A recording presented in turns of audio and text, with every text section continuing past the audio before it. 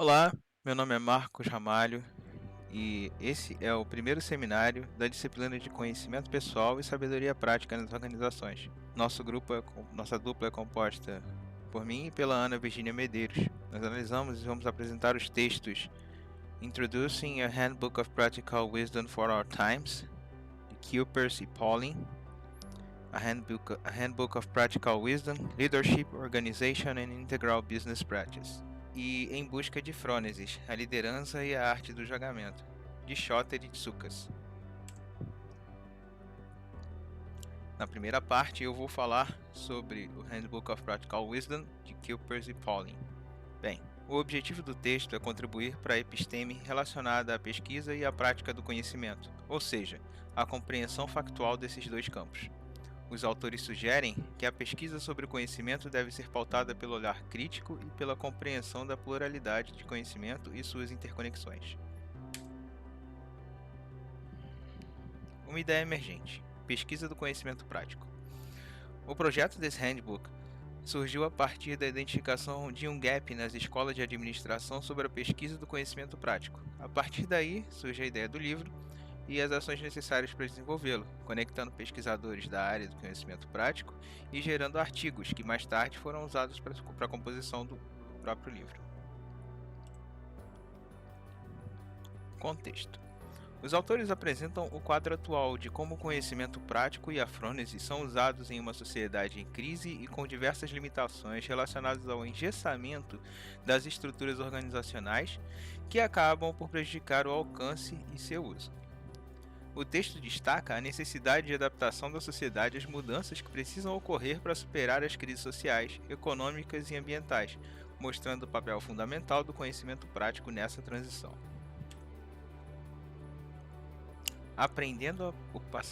Entendendo o passado para construir o futuro. Ao longo da história, o conhecimento tem sido definido e usado de formas e disciplinas diferentes.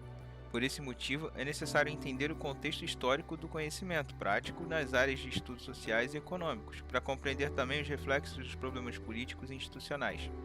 A partir desta visão, são construídas as bases para que o conhecimento possa assumir um lugar de importância na pesquisa e na prática gerencial. Cultivando em solo hostil. Os ambientes organizacionais estão saturados de práticas que são contraproducentes em relação ao desenvolvimento da frônesis. Vivemos em tempos de tecnocracia, excesso de gerencialismo e sistemas de vigilância de atos e discursos. O conhecimento tem dificuldade para se expandir nesse contexto cada vez mais restrito. Para superar esta barreira e realizar uma transformação real em direção ao conhecimento prático, uma reorientação radical dos significados, valores e práticas nos níveis globais e locais, entre os indivíduos, organizações e sociedades se faz necessária. Um exemplo de um campo que sofre pressões que acabam moldando a forma como o conhecimento é transmitido são os MBAs, que muitas vezes existem tão somente para atender às pressões hegemônicas voltadas apenas para o lucro em detrimento da forma como os mestres ensinam, pesquisam e desenvolvem o conhecimento. Sou Ana Virginia Medeiros e vou apresentar a parte 2. Em busca de frônesis. A liderança e a arte do julgamento. Autores Schotter e Tsoukas. O texto explora o processo pelo qual as pessoas ocupam posições de liderança nas organizações, as ambiguidades envolvidas, valores contraditórios. Os autores avaliam o papel das emoções, o uso da linguagem e a natureza seletiva. O perfil do líder para Schotter e Tsoukas é o de pessoas que buscam saídas para as suas dificuldades, desenvolvendo uma capacidade refinada de aprender intuitivamente se sair de situações ambíguas. Líderes são pessoas impulsionadas pela busca da noção de bem comum. Para ilustrar isso, os autores recorrem à filosofia fenomenológica de Wittgenstein. O que fazem os líderes silenciosos? Os autores narram sobre o caso Rebecca Oslo. Eles descrevem o que chamam de líder de trono, líder que possui sabedoria prática. Citam o caso de Oslo, uma médica que assume a direção de um hospital em que um alto funcionário é acusado de assédio sexual por uma das funcionárias e outras mulheres. Ao assumir a posição de direção, ela se prepara articulando com o corpo jurídico, com avaliação de indenização e se movimenta de maneira silenciosa para que o tal funcionário saia de uma posição intocável e peça demissão. Como ela deveria proceder? Demitir imediatamente? As situações de julgamento estão relacionadas a valores. Não é apenas tomada de decisão ética. Envolve fatos e provas. Mas não existe um guia. Em resumo, Rebeca não reagiu com o fígado.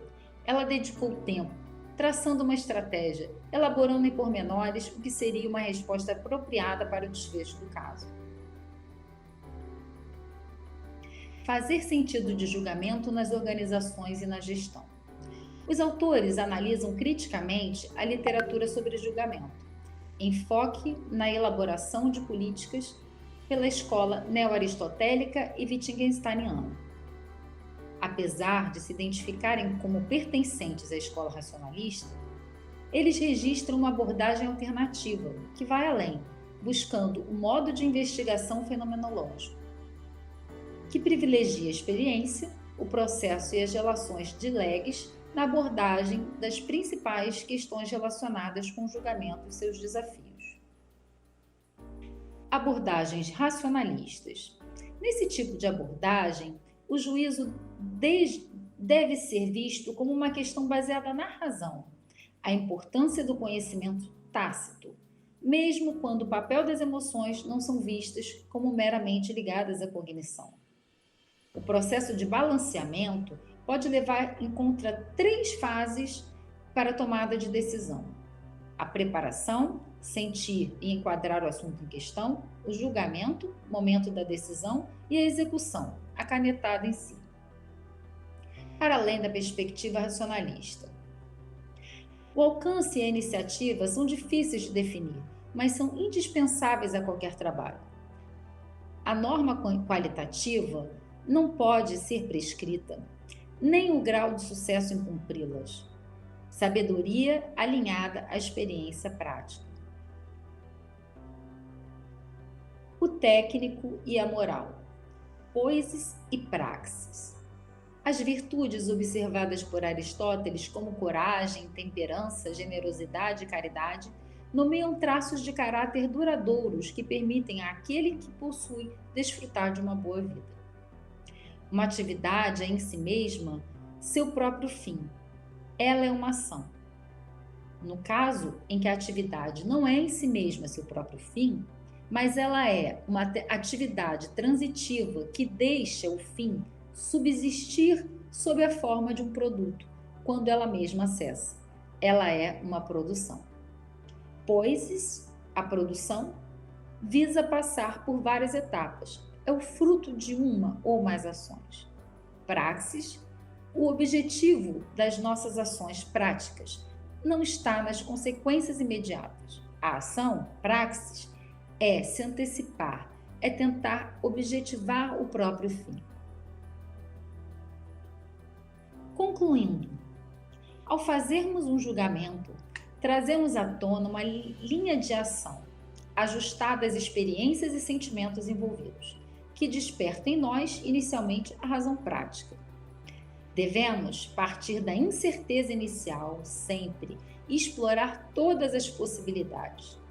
Não é unicamente o conhecimento da ciência necessário para conduzir as pessoas e tratar todos os assuntos sutis, mas de uma sensibilidade especial para que os líderes se guiem a cada momento, onde regras não são aplicáveis. Frônesis é saber chegar a um julgamento avaliando as circunstâncias particulares de cada situação.